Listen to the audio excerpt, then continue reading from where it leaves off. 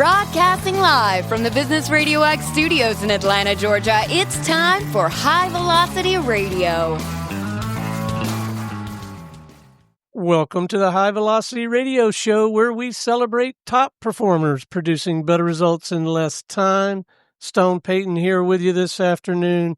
You guys are in for a real treat. Please join me in welcoming to the broadcast with Brazen Leadership Development, Teresa Brazen. How are you? I'm good. Thank you so much for having me. I'm glad to be here. Oh, I have so been looking forward to this on-air conversation. And I think maybe a great place to start is if you could share with me and our listeners mission, purpose. What is it that you are really out there trying to do for folks, Teresa? I love this question. So here's the thing. Businesses are designed generally not to care about people. They're designed to make money, right? At the end of the day, that's their ultimate goal. And that is why I think we need good people who care about people to run companies.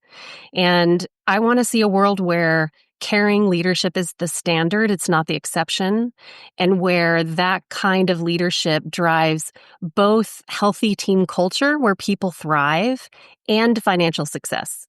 And the research shows those two things work in tandem. So it's not rocket science, but what I'm seeing in the world is a lot of very transactional leadership that's very self-referential, and not necessarily the kind that I think is in service of the greater good of human beings.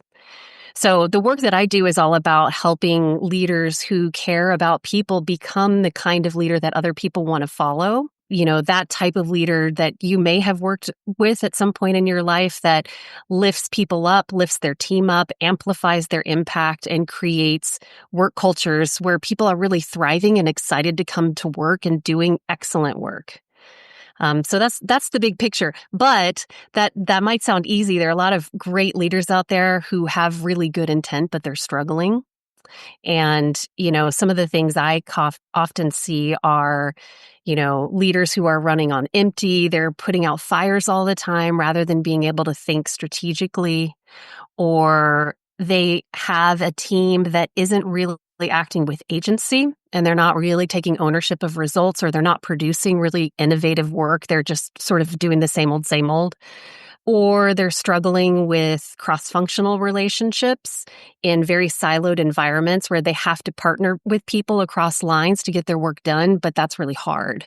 And so, you know, I help people work through those challenges so that they can be more effective leaders and get more of this kind of people-based inspirational approach to leadership out into businesses more. So what brought you to the profession? What's your backstory? Yeah. So I actually started out both in the nonprofit world and as a visual artist long ago.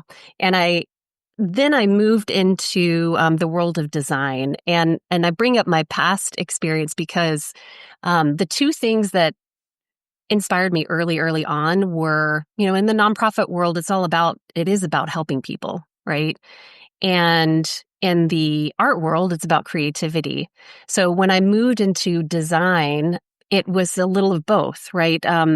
There's a particular kind of design that I used to work in called human-centered design. And it's about making products and services that really support people and help them to achieve their goals in delightful and useful ways. So that field sort of brought together those two loves. And then I ended up moving into professional development. I did a lot of teaching creative leaders how to be more effective leaders. And I ultimately, the thing that I loved about my work then, I was running a team. I scaled that team globally, is, you know, helping people grow and helping people have those, like one of my favorite moments, for example, if I was teaching a class about leadership, is these aha moments that I could see in people's eyes, you know, that click where they're like, oh my gosh, I've been thinking about this in a way that isn't serving me. I should totally try this other way of leading. And then they go out and practice it. So I don't know if I answered that very well. Well, you did. And I'm also curious about the transition from doing that kind of work and jumping into this profession, not only the work itself, which I definitely want to dive into here in a moment, but also like the business side of it, like just getting the clients and, and running your own business like that. Yeah. Yeah. I call myself an unexpected entrepreneur because I actually got into building my own coaching practice, which I've had for, I think going on 5 years now. Actually, it started early in the pandemic. So I was running a learning and development line of business, and I was teaching people how to lead, and I ran a team that did that. And we were shut down very, very early on because all of our classes were in person. And it was a very jarring moment because I had an amazing team and we were very mission driven. Everybody was really committed to helping people become better leaders.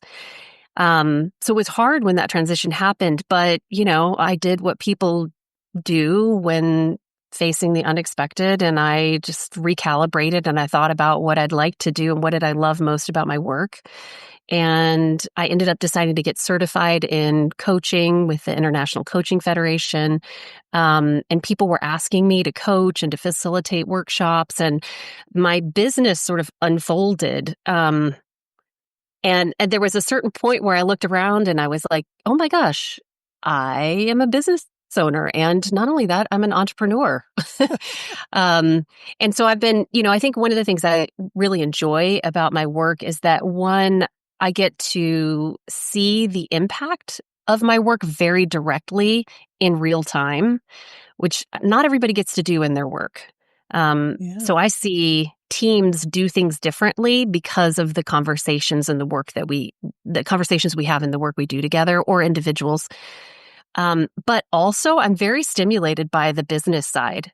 Like learning, to me, it's very creative as well. And it's really challenging. It's very intellectually challenging and stimulating too. So I'm learning all the time, which any good job, is a job where you're learning constantly.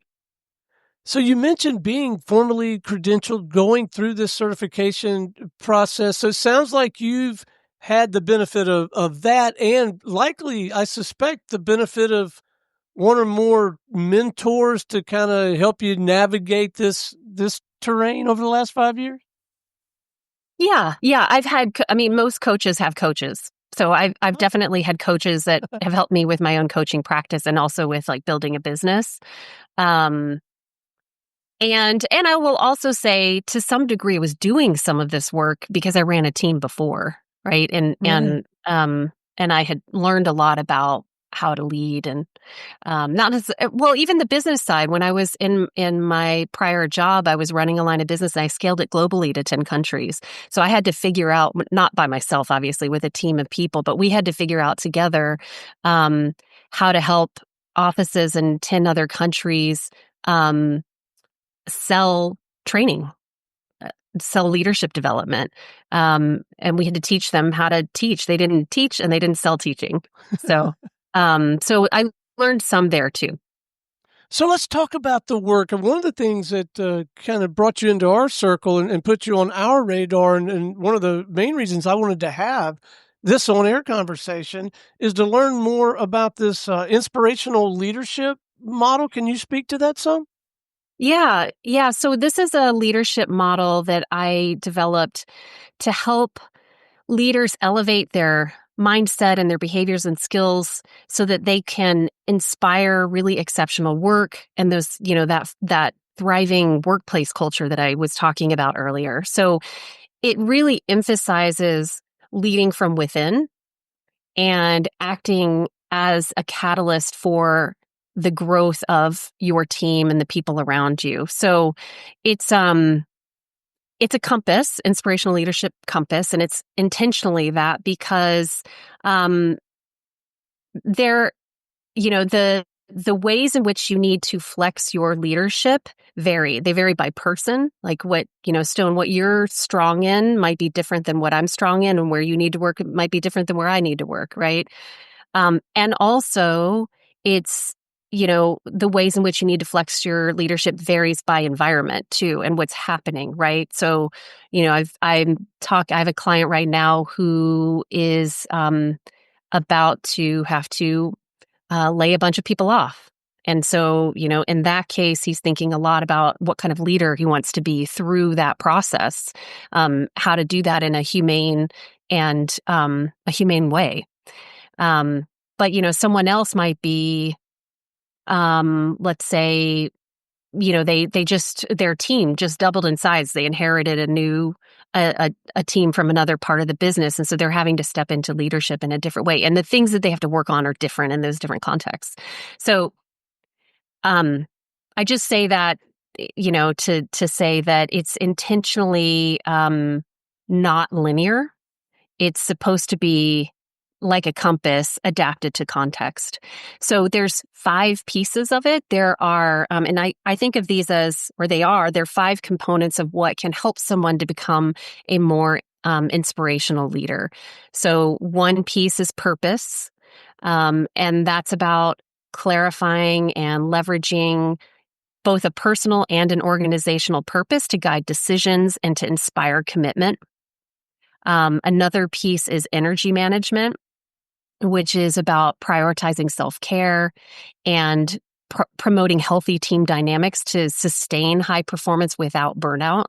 There are a lot of leaders that I interact with that one of the first things we figure out is like, oh, we got to work on energy management, because you can't even do the work of coaching and evolve your leadership if you have no energy left in your battery. Influence is another piece, and that's about, learning how to more effectively navigate organizational dynamics, how to do strategic relationship building, how to be a persuasive communicator. Innovation is another piece. So that's really around cultivating a culture where creativity and innovation just naturally flourish. And then the last piece is unleash, and that is empowering other people and unleashing their potential and their leadership abilities, because, the sum is greater than the parts. If you can unleash the leadership potential within your whole team, you're all going to get a lot further. So that's high level. That's what it's about. And the mechanism for the work, is it one-on-one? Is it group facilitation, speaking, or maybe a little bit of all that? Yeah. It's one-on-one coaching. Well, it depends. So very tailored. I use it in my one-on-one coaching, for example, and we might identify different areas to work on in coaching. But when I'm working with a team, for example, it might be so one-on-one coaching workshops around each of those areas. I have longer, like a inspirational leadership program for leadership teams that's, over a much more extended period of time where we go deep on all those things. And the big thing I would say about how I approach all of this is I am very much an advocate for experimentation. I want people to try things that are uncomfortable, but not have the pressure of getting it right. So a lot of the work that I do is around helping people figure out or working with teams, individual or teams, what are, micro experiments that they can conduct to practice new skills or a new mindset or a new behavior in new ways. So even as I'll give you an example. One of my clients is a product leader and has got some poor performance reviews, but has really great intention, wants to be a really great leader and manages a team. And one of the things that we realized thinking about influence and the way that he was influencing the behavior within his own team and with his partners is that he was leading in a very directive way. So when we would have conversations, he usually began with what he needed or wanted or his perspective. And so he made one small shift, which was to focus on every meeting that he went to, whether it was a direct report or another partner or leader is to remind himself before he went in to lead with curiosity. And rather than beginning with what he wanted or needed or his perspective, he began with questions. And so he'd ask more to understand more about their perspective and what they needed as a starting point. And immediately his relationship started changing. And that's a very accessible kind of experiment. Do you see what I'm talking about? I do, and it strikes me as an incredibly powerful shift that probably had some tremendous impact very quickly. What I'm trying to envision is both in a group environment and individually, you must have to create a level of trust well beyond what a radio host has to. Yeah. Well, you do a good job of it too.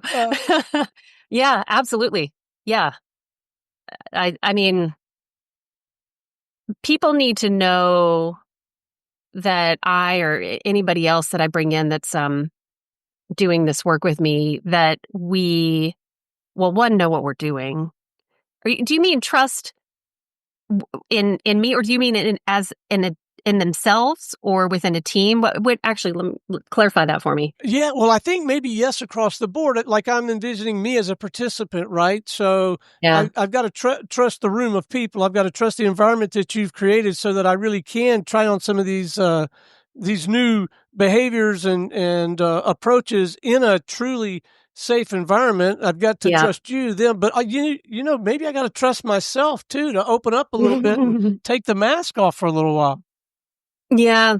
It's funny. I was just writing a LinkedIn post today about acting before you feel the way you want to feel. So see if I can make this make sense. So the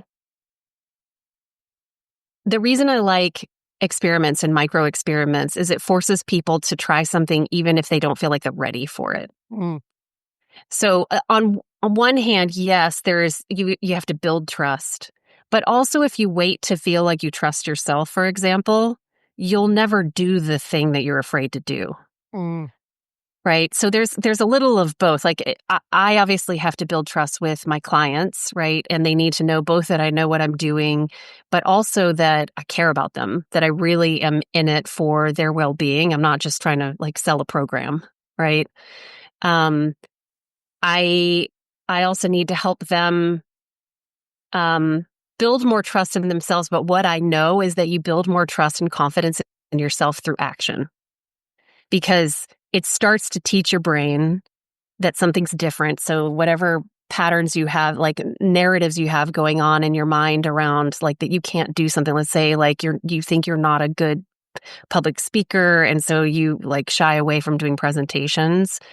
The best way through that is to actually start doing it, and know that you're going to be uncomfortable for a while until you start building new patterns in your own brain. And over time, if you practice uncomfortable things enough, you become more comfortable with them and they become a part of who you are. A great example is I was terrified to teach. I got into teaching, and I was teaching people who were CEOs, VPs, very high level folks in the leadership classes, and they had more experience than I did. Terrifying. I mean, imagine that, right? I'm going to teach these people something about leadership. And for the first 6 months of that job, I mean, honestly, I just felt ill all the time. And I remember thinking at a certain point, I don't think this is the right job for me. I can't imagine feeling this terrified all the time. This isn't sustainable. But around 6 months, I had done it enough that my internal feelings about it changed. And now I'm super comfortable. It's not like I never get nervous, but in general, I'm very comfortable in that space. And it was the action that got me there. So what have you discovered that is the art and science or approach or discipline or rigor, whatever it is that that allows the change to, or gives the change a reasonable chance at really sticking. You had this great 2-day experience or Yeah. this great one-on-one session. Yeah. Yeah. Yeah. Uh, um, well, I feel like I'm going to repeat myself a little bit, but I'll give you an example. So it's repeated action. Mm. I mean, at the end of the day, that really is what it is you have to, you usually don't get it right the first time or the second time, right? And the other piece I would say is reflection. Um, I mean, the way that you, in learning and development, like what we know is that the moment of learning and insight actually happens in reflection. It's not even just the action. You have to reflect on the action. So in coaching, I'm often creating a space for individuals or teams to reflect on what did we just learn from the thing we tried? And then how does that change, or does it change um, that action moving forward? Should we iterate on what we were trying out? So, for example, I go back to the manager who was trying to act with curiosity, right? Mm-hmm. Maybe the first few times, I'm making this up because I don't know exactly, but maybe the first few times he had conversations, people looked at him like he was weird because it was a totally different way of being, right? And maybe we talk about that, and then in reflection, he realizes there are some modifications he could make to the way he's opening up those conversations, and so he tries a modified version of it. Do you follow? I did. Oh gosh, there was something I was going to say. What was your question again? Well, I was just asking about driving that lasting change and having it go Change, well yeah. beyond the fervor of, the afternoon of day 2, which is awesome, or whatever. Yeah. Okay, I got it. The other thing I would say is, so it's repeated action, it's reflection, and it's time. Mm. I love doing workshops. They're so fun, and you can really get deep with people, and they can have big aha moments. But and I know that there is a high likelihood that everybody is going to go right back to business as usual. Yeah. So when I work with clients and they want me to do a workshop, I always try to convince them to let me do at least one, hopefully a few more follow-up sessions they can be very short, they can be like 2 hours and they can be remote, but they are basically accountability, reflection, and iteration sessions. So I bring them back together and we talk about, what did you try? What worked and what didn't work? What did you learn? And what will you do moving forward? And if we can do multiple of those, it keeps people coming back to the work. So, yeah, that would be another piece. Well, that makes all the sense in the world. I'm so glad I asked. It's also why my preference is to do programs with teams over time, or in the case of coaching, like I don't do one-off coaching. I don't do just a session. Right. I do multiple sessions over time. So what are some signs to look for, or some things that might be happening in my personal professional life that as an individual, I should be thinking, yeah, hey, maybe I should engage a coach, or as a leader looking around the organization, maybe we should bring someone in here to work with our group, or there's some things we should be looking for that tell us, yeah, maybe it's something we should consider. Yeah. So, that's and I'll talk about this through 2 lenses. So, for an individual, some common signs that a coach could be helpful would be, you don't have time to think. You're totally caught up in busy work. You don't have space to think strategically or in a zoomed out way about what you should do next, either career wise or even just at work. Or you're burnt out. That's a big sign that you need to pause and recalibrate. It can be things as like you're flying off the handle a lot at work. You're, snapping at people and regretting it after, and it's becoming a pattern. So there's something going on. Maybe you feel stuck in your career. It feels misaligned, but you're frozen by the idea of actually trying to act on it. Or similarly, you have a big goal, like you want to move up to an executive position, or you want to start your own business. Like it could be anything, but something that feels daunting is a great time to bring in a coach. Other things would be imposter syndrome. So, you feel like a fraud and it's holding you back from taking the next step in your career. Or you're having challenging relationships, especially, I work a lot with leaders on their cross-functional partnerships. And for a team, I would say a big thing I often work with teams on is actually helping them to become a team. And what I mean by that is many times, and I've experienced this myself, I've been on a leadership team, great people, we all got along, but we weren't a team. We were individuals responsible for our own parts of the business, and we didn't have any real shared goals. And we didn't lean on each other for support. When we got together, it was basically status updates, right? Here's what's going on with my part of the business. Here's what's going on with yours. So if you have a team that feels like that, that can be a good time to bring in a coach too.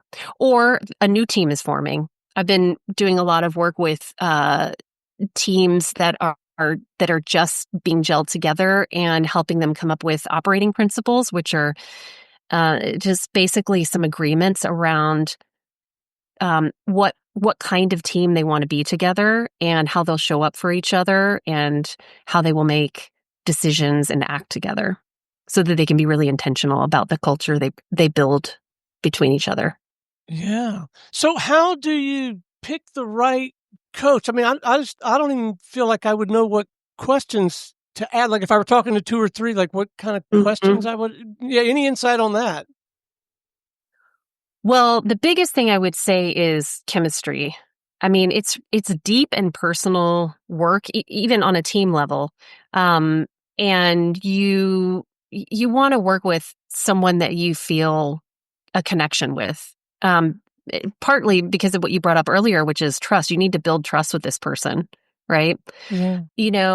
I would say giving coaching is there's a whole landscape of coaches, right? And coaching actually kind of means different things to different people.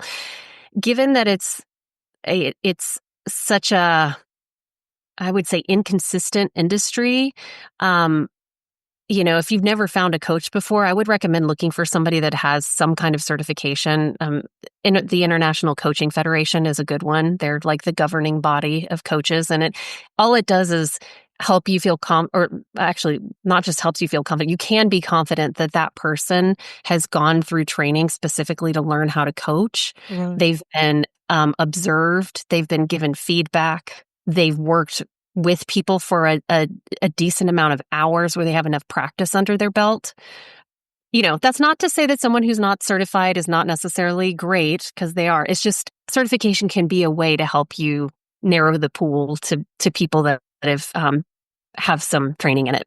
I'm trying to think of what else. And then I think the other thing is, like, does their approach resonate with you? So I described to you, my approach is very experimentation forward. If that resonates, then we might be a great pair. If that isn't something that naturally appeals to you, then my approach might not be the right fit for you. And then lastly, if you know there's a certain area that you want to work on, like let's say it's leadership development specifically, then you probably want to work with somebody who works with people on leadership development, right? Or if you want to do career change, you may be able to find a coach that has experience with that. So really, this chemistry thing, I mean, you may be talking to a very competent, well-accomplished practitioner, but if the chemistry's not right, I mean, that really, because it goes back to the trust thing we were talking about the whole bit, right? Yeah. It's a partnership. That's what coaching is. It's a partnership. It's you and I are deciding together that we're going to roll our sleeves up and we're going to help you get to a goal that is really important to you. And you got to be able to lean into that person. And chemistry is one very telling way to know whether you could roll your sleeves up with them. I'm going to switch gears on you here for a moment, if I might, and ask hobbies, interests, pursuits, passions outside the scope of your professional work. Anything you nerd out about? Yes. I have recently been taking ballroom dancing classes, specifically Latin dancing. I love salsa dancing, but I've never until recently, taken classes from a ballroom teacher. So that's been super fun. And then I love outdoors exercise. I love being in the outdoors. I love hiking, nature, travel. I'm a travel geek. Me too. Yeah. I haven't picked up salsa dancing, but I certainly like to travel. I did buy dancing lessons one time, and then we never went. That didn't get me a lot of points. Uh, you There's can learn. You can learn. Stone, the reason I got interested in it is I went to a ballroom dancing competition, uh and I was amazed that there was every age range. There were literally people in their 90s competing. I'm not kidding. And I was like, and there were kids, and there was every age in between. And I was like, oh my gosh, in my mind, it was going to be, like 20 something people that were amazing, and they were all good in their own way. But I was just like, I would love to learn something that I can do, basically until I can't move anymore. So, Well, it goes back to your experiential and experimental nature. yeah, yeah, Good for you. yeah. Hey, listen, before we wrap, the tagline of the show is producing better results in less time. Let's, if we could, I'd love to leave the listeners with a pro tip. Yeah, so better results in less time. One thing that can help you get better results in less time at work is being more intentional about your relationships with partners. And a technique for doing that is to create something that's called a persona in the design world. It's basically a summary of what are the goals, motivations, behaviors, pain points, and challenges that this type of person faces. So a lot of times with my clients, I have them identify who are a few key partners that they need to build better relationships with. And for, a week, they will observe them. They might have a conversation with them to learn more about some of those things I just talked about. And the exercise of doing that, so it takes a minute to do that, right? To be intentional about like, okay, what do I know about them, and what more do I need to know about them to understand what makes them tick as a person? But it's sort of the slow down to speed up thing. If you invest a little bit of time to do that, it enables you to be much more effective in the way that you communicate and engage with that person. And that ultimately speeds up everything that happens later, because so much of work is really just about relationships. It really is, isn't it? What marvelous advice. If our listeners would like to continue to tap into your work, reach out, maybe have a more comprehensive conversation with you, what's the best way for them to do that? They can reach out. I have a website, teresabrazen.com, which soon will be Brazen Leadership Development.com. And they also can email me at teresabrazen.com. And I'm on LinkedIn. I'm very active on LinkedIn. I share lots of leadership tips there. So if that's something you're interested in, you can get a little taste 4 times a week. And there's also some tools on my website that are relate to some of the topics that we've talked about that are free and you can download. So some resources that they could check out. Teresa, this has been an inspiring and invigorating conversation. I have thoroughly enjoyed the visit. You're clearly doing important work. Keep up the good work, and thank you so much for joining us. You are welcome. Thank you, Stone. It's really nice to be here with you. Absolutely my pleasure. All right, until next time, this is Stone Payton for our guest today, Teresa Brazen with Brazen Leadership Development, and everyone here at the Business RadioX family saying we'll see you in the fast lane.